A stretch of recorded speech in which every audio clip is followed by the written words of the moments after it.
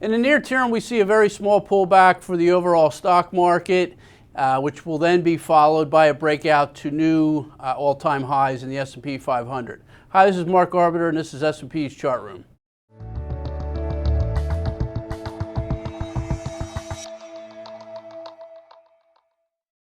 Taking a daily look at the S&P 500, we've rallied up to key chart resistance from the prior high back in June around the 1654 level, all within the process that we think we're putting in an inverse head and shoulders formation, which is a bullish continuation pattern or bullish reversal pattern.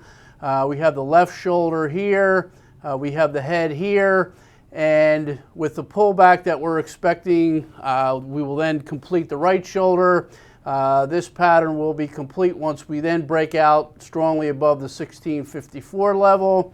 But in the very near term, we think we could pull back either to this trend line or back to this trend line, perhaps to the 1620, 1630 level as we put in that right shoulder. And then we see us moving topside, breaking out of this inverse head and shoulders formation.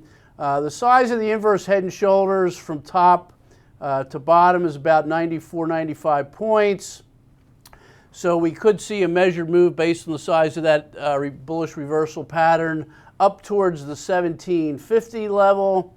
Another way we can get a target besides the measured move based off the bullish reversal formation would be to look at the size of this pullback and then put an initial Fibonacci extension which is 0.618 times the size of this pullback that we had, and that comes in around the 1760, 1770 level.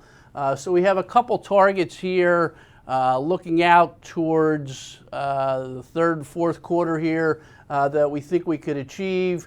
1750, possibly running all the way up to the 18 or near the 1800 sometime in the third, probably the fourth quarter.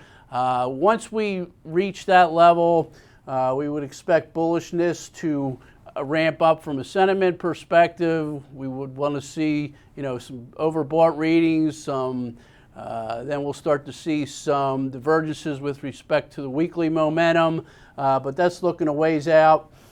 And once we get up 1750, 1800 area, we will think that would be the end of this move here for a while, and that we could see not only a large pullback but a major correction sometime late this year or into early next year. But for now, small pullback followed by breakout to the upside to new all-time highs for the S&P 500. This has been Mark Arbeter with S&P's Chart Room.